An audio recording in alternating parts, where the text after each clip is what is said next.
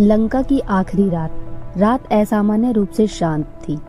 सोने की लंका जो कभी गर्व से चमकती थी अब युद्ध की आग और शोक से भारी हो चुकी थी। मेघनाद मर चुका था, कुंभकर्ण भी गिर चुका था। रावण के सबसे शक्तिशाली स्तंभ टूट चुके थे। महल की छत पर खड़ा रावण समुद्र की ओर देख रहा था।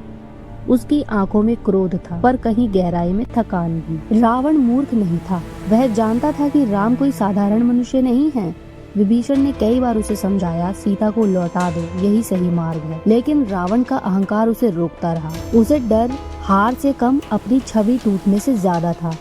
उस रात शायद पहली बार उसने खुद से सवाल किया होगा, क्या मैंने सही किया? मंदोदरी ने अंतिम बार उसे समझाया, प्रभु, यह युद्ध अब केवल एक स्त्री का नहीं, पूरे लंका के विनाश का कारण बन चुका है। मंदोदरी समझदार थी। वह जानती थी कि राम दिव्य शक्ति है। लेकिन रावण ने कहा, यदि मैं झुक गया तो मेरा नाम इतिहास में कैसे याद रखा जाएगा? यही उसका संघर्ष था। कहते हैं कि उस रात रावण ने शिव जी की पूजा की। वह शिव का परम भक्त था।